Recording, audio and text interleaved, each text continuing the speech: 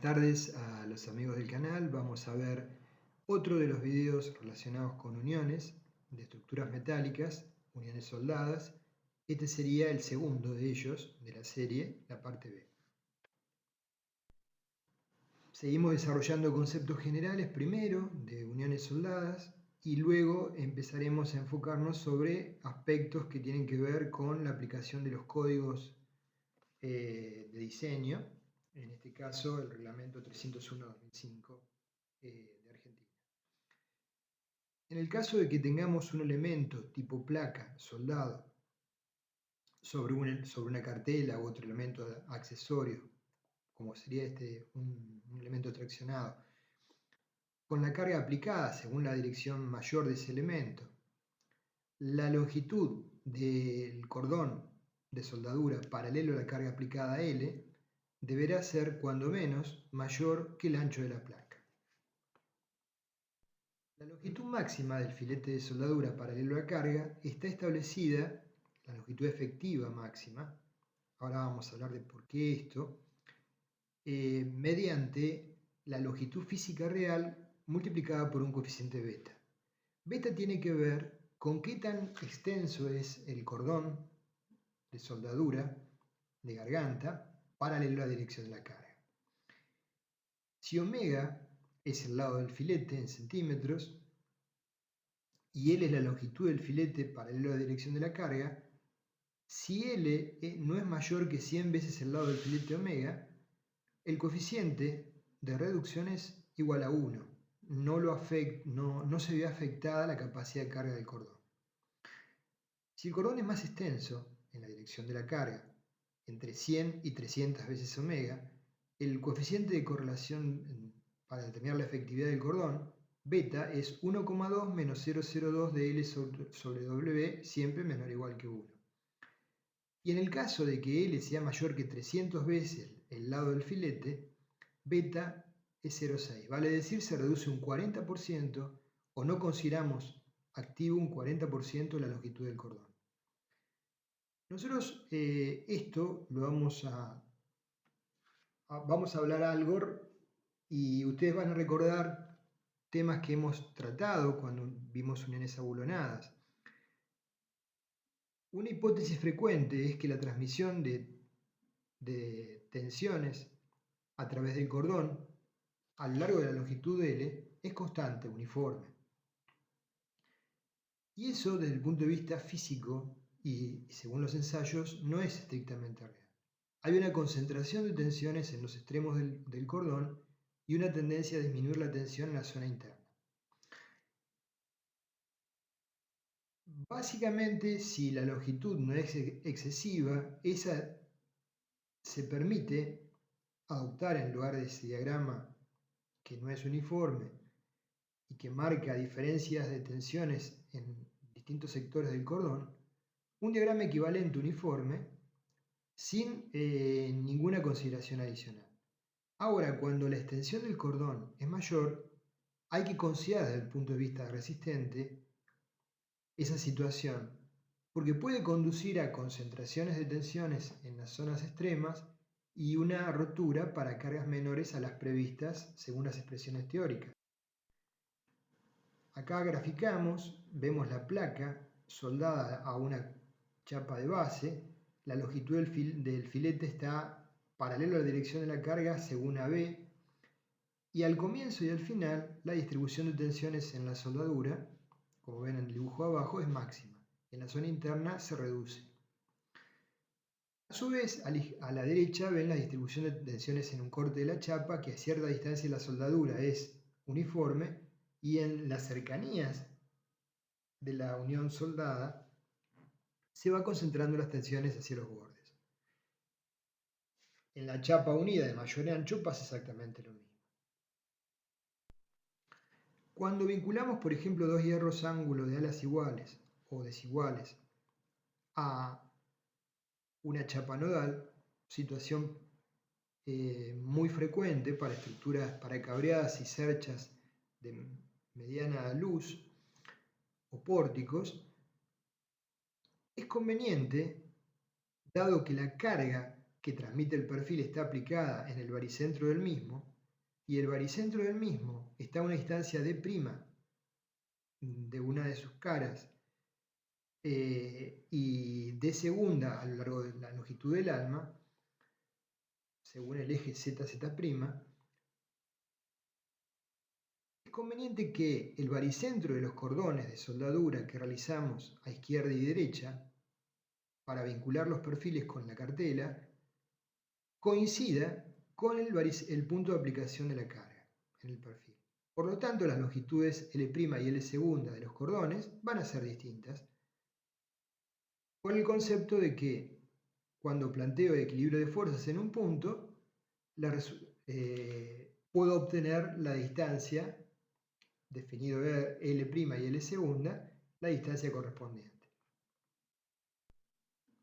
Cuando el cordón de soldadura que vincula la chapa es ortogonal a la carga aplicada, frontal, la distribución de tensiones no es tan asimétrica como se ve en el dibujo AB y este efecto no es tan pronunciado. Entonces la ubicación de los cordones de filete respecto de la fuerza aplicada pueden ser, como en A, paralelos a la carga aplicada, se define el ángulo θ entre la carga y el cordón igual a 0, entre 0 y 90 grados como en C y a 90 grados como en B cuando es transversal a la carga. Uno puede preguntarse qué incidencia tiene esto respecto a la resistencia por unidad de longitud del cordón. Acá vemos ensayos en donde en ordenadas tenemos fuerza en el cordón por unidad de longitud del cordón y en abscisas vemos deformaciones relativas. Cuando lleguemos a una deformación relativa convenida, se va a producir naturalmente lo que denominamos falla física de la pieza. La relación carga-deformación en un filete fue estudiada mediante ensayos por distintos investigadores y observamos que a igualdad de parámetros, una variable que es importante es el ángulo que forma el cordón del filete de soldadura con el plano de carga θ, como vimos recién. Las curvas nos muestran que cordones a 90 grados con el plano de carga son los que poseen mayor resistencia, pero a su vez son los que tienen menor ductilidad. La primera de las curvas, marcada con la flecha en azul, θ 90, a igualdad de sección de cordón y de chapas a unir, es el que adquiere una resistencia relativa mayor, pero una deformación asociada menor. Cuando el cordón tiene 30, 10 grados o 0 grados, se incrementa sensiblemente la ductilidad. Se visualiza en 0. El valor que va a adoptar el reglamento es un valor inferior a la cota de los ensayos, igual a 0,60 de FeEx, que sería la tensión del acero del elemento que permite la soldadura de ambos elementos componentes del electrodo. Entonces lo vemos acá nuevamente, θ 90 está relacionado con la soldadura transversal, una inclinación cualquiera, como 30 o 10 grados, se incrementa la ductilidad a costa de una disminución de la resistencia, y θ 0, o sea, soldadura longitudinal, son los valores relativos menores, y el valor de referencia que toma en forma conservadora el código es 0,6 de la resistencia del electrodo. Entonces las pruebas, como hemos visto las gráficas, demostraron que una soldadura de filete transversal es más resistente que una longitudinal de igual tamaño. Y esto probablemente ocurra, dado que en una soldadura de filete transversal se genera en la sección de la garganta una componente de cortante y una normal de manera simultánea. Es razonable suponer que la resistencia de la soldadura transversal sea intermedia entre la resistencia cortante y la resistencia de atracción del metal de aporte. Acá vemos dos chapas solapadas con cordones. Si la situación es la que se presenta en el dibujo, hay una excentricidad entre el baricentro de ambas chapas a unir que genera una deformación de las chapas cuando entran en carga. Para esto se requiere un solape mínimo de las placas, que está definido como 5 veces por el menor espesor de la chapa o 25 milímetros. Desde el punto de vista económico, las soldaduras de filete podemos mencionar los siguientes aspectos. La resistencia de la soldadura de filete está en proporción directa al tamaño de la garganta, pero sin embargo, el volumen del metal depositado y por tanto el costo se incrementa según el cuadrado del tamaño de la soldadura. Por ello, es preferible una soldadura equivalente de mayor longitud y de menor garganta que otra más gruesa y corta. Y asimismo, el calor aportado es función del volumen de metal de aporte. Por lo tanto, soldaduras con menor espesor de garganta y más largas van a reducir las inevitables distorsiones y alabeos que se producen en las piezas soldadas. En forma práctica, son más favorables los cordones de soldadura de tamaño de 3/16 de pulgada, un cuarto hasta 5/16 de pulgada, porque se pueden materializar con una sola pasada del electrodo. Y ustedes saben que si hay que volver a hacer un repaso con el electrodo, hay que previamente eliminar la escoria que se produce en la superficie del cordón. La tensión resultante en la garganta efectiva se considera equivalente al esfuerzo de cortante Fr, como vemos en el dibujo, que incluyen las componentes de esfuerzo cortante y normal.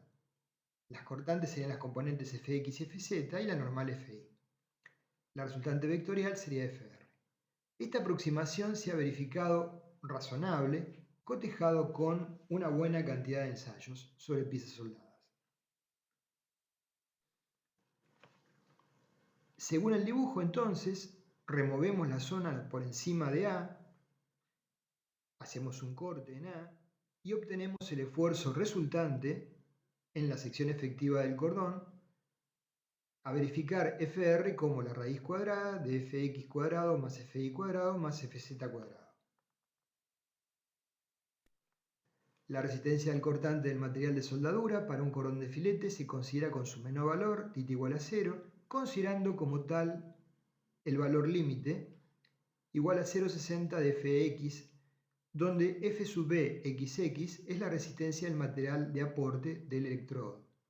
Por supuesto que la calidad del acero del electrodo que utilizamos tiene que tener correspondencia con la calidad del acero que estamos vinculando. Siempre el electrodo es de igual o mayor calidad. En la tabla J25 del CIRSOC 301-2005 nos establece para corte, soldaduras de filete, corte en el área efectiva, hay que verificar la chapa base con una tensión de 0,6 de Fi y el electrodo con 0,6 de Fex.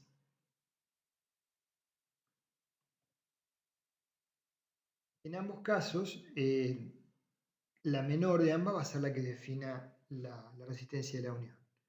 Los subíndices XX ya vamos a ver que tienen que ver con la calidad del electrodo que estamos utilizando y la aptitud del mismo según la posición de soldado y algunas características de su composición.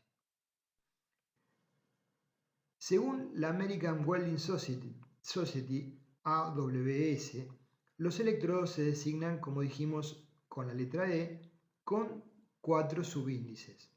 Los dos primeros dígitos indican la tensión mínima rotura a tracción en kilolibras por pulgada cuadrada. Esto puede dar lugar a equivocaciones, sobre todo para los países de habla hispana, que trabajamos con otras unidades habitualmente, o malas interpretaciones cuando vemos el subíndice, por ejemplo, es 70, no son 70 megapascales. El tercer dígito indica la posición para soldar en que es adecuado ese electrodo, y el último dígito se relaciona con la intensidad de corriente, la polaridad, etc. A modo de ejemplo, el E7010 es un electrodo de 70 KSI, equivalente a 480 megapascales de tensión de rotura de tracción, apto para soldar en todas las posiciones, que es el subíndice 1. El E43 tendría una resistencia de 430 megapascales, el E62 620 megapascales y así sucesivamente podemos ver la designación del electrodo En este caso, el número que está indicando está definido en función de la resistencia en megapascales, y el grado equivalente según la AWS, que sería E60 o E70. Los símbolos que debemos indicar en los planos, en forma simplificada, para representar las características de las uniones soldadas que tenemos en la estructura, están normalizados según la AWS. Acá mostramos algunos de los ejemplos de aplicación de las simbologías, símbolos básicos: cordón de borde, filete, tapón o muesca, recto, bisel, en U, a tope. Símbolos complementarios: soldadura con respaldo, espaciado, soldadura todo alrededor. La flechita con la banderita nos indica que es una soldadura que se prevé realizar en campo. Y así sucesivamente hay una serie de símbolos que nos permiten interpretar tanto a nivel del taller como en obra las características de esa unión soldada. Algunos ejemplos: arriba y a la izquierda vemos 5,50, filete sobre el lado cercano, el lado que apunta a la flecha, lado 50 milímetros, la longitud 50 milímetros y el lado del cordón 5 milímetros. La siguiente sería filete intermitente en cadena con lado de 6 milímetros y longitud de 50 milímetros. Diferencia entre centros 100, por eso es 50%. Naturalmente, según la disposición del cordón de soldadura y las solicitaciones actuantes entre las chapas a vincular, se van a generar distintos tipos de esfuerzos. Por ejemplo, en una chapa soldada a un ala de una columna, tipo ménsula con una carga aplicada, sobre ese cordón de soldadura, ya vamos a estudiarlo en unos videos próximos, se generan corte y torsión. En el ejemplo subsiguiente, donde soldamos una chapa a la cara de un ala, por ejemplo, de una columna, como una ménsula, se genera sobre esos cordones paralelos a ambos lados de la chapa, corte y momento. Vemos el corte y el detalle en corte y de frente, en el centro y a la derecha. Y abajo tenemos un elemento solicitado de torsión derivado de cargas excéntricas. En este caso se ve la unión de una viga secundaria con una viga principal, donde mediante una placa que va soldada a la viga principal se ejecuta el punzonado y se vincula mediante bulones, tornillos de alta resistencia, la viga secundaria a la viga principal a través de esa placa soldada en el alma de la viga. Por lo tanto, esa unión podríamos indicar, si las alas no están soldadas, que es una unión tipo articulada. El cordón de soldadura de esta unión está solicitado a flexión más corte. Bueno, de esta forma avanzamos un poquito más en el tema. Vamos en los próximos videos a ver ya enfoques desde el punto de vista reglamentario y los primeros ejemplos de aplicación. Gracias.